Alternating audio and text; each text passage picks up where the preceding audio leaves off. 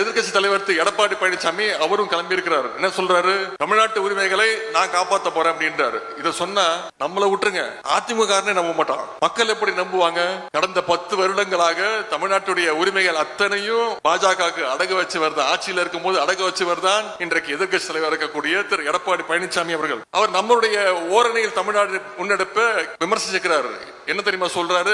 திமுக பாத்தீங்கன்னா தேர்தல் வந்தோடனே தமிழ்நாட்டு மக்களுடைய கதவுகளை எல்லாம் தட்டுது அப்படின்னு சொல்லி இருக்கிறார். ஊர்வலம் கிளம்பி இருக்கிறார் சொகுசு பஸ்ல, பார்த்திருப்பீங்க தொலைக்காட்சியில.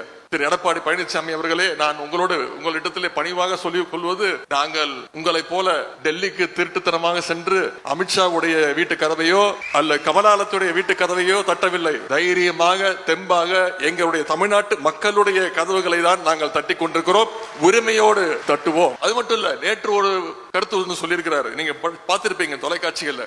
இந்த அரசு ஒரு மிகப்பெரிய மோசடியை செஞ்சிருச்சு. என்ன அப்படின்னு கேட்டா, அறநிலையத்துறையுடைய பணத்தை எடுத்து கல்வி நிலையங்கள் கல்லூரிகளை கட்டிட்டாரு இவரு.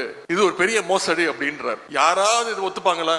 காலேஜ் கட்டினது தப்புன்றாரு. அறநிலையத்துறை நிலையம் வெறும் கோயில் தான் கட்டணும் அப்படின்னு சொல்றாரு எதிர்கட்சி தலைவர். நமக்கெல்லாம் ஒரு வெக்கக்கேடு. அது மட்டும் இல்ல, அறநிலையத்துறையே இருக்கக்கூடாதுன்னு சொல்ற பாஜகவோட கூட்டு வச்சுக்கிட்டு அறநிலையத்துறையை பத்தி இவர் அக்கறையோ பேசுற மாதிரி நடிக்கிறார். இன்னைக்கு நம்முடைய திராவிட மாடல் அரசின் கீழே அறநிலையத்துறை மிகச் சிறப்பாக செயல்பட்டு வருது. இந்த 4 வருஷத்துல மட்டும் 2700 கோயில்களுக்கு நம்முடைய ஆட்சியில குடமுழக்கு விழா நடத்தப்பட்டிருக்கிறது. மிகப்பெரிய ஒரு சாதனை. கோயில்கள் மூலமா மிகவும் பிற்படுத்தப்பட்ட ஒடுக்கப்பட்ட குழந்தைகளுக்கு உயர்கல்வி போய் சேருவதில் ஏதாவது தவறு இருக்கா?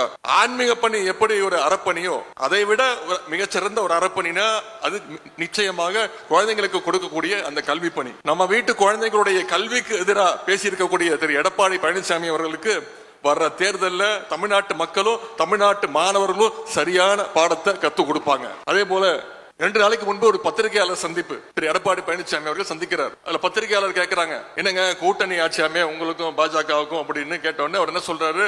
நான் ஒன்னும் சொல்றதுக்கு இல்லைங்க, எல்லாமே டெல்லியில தான் முடிவு எடுப்பாங்க அப்படின்னு ஓப்பனாவே சொல்லிட்டாரு. டெல்லி எடுக்கிற முடிவு தான் சொல்லி தான் ஒரு டெல்லி அடிமைன்னு இப்போ நிரூபிச்சு காட்டியிருக்கிறார் திரு எடப்பாடி பழனிசாமி அவர்கள். இதுவரைக்கும் காலில் விழுந்து பதவிகளை பெற்ற திரு எடப்பாடி பழனிசாமி அவர்கள் இப்பொழுது பதவிக்காக டெல்லிக்கு காவடி தூக்கவும் தயங்க மாட்டார், ரெடி ஆயிட்டார். ஆகவே ஒரே ஒரு விஷயத்தை என்னால் உறுதியாக சொல்ல முடியும், அடிமை அதிமுகவும் பாசிச பாஜகவும் போட்டியிடுற அனைத்து தொகுதிகளையும் வரலாறு காணாத தோல்வியை தமிழ்நாட்டு மக்கள் கொடுப்பதற்கு தயாராக இருக்கின்றார்கள்.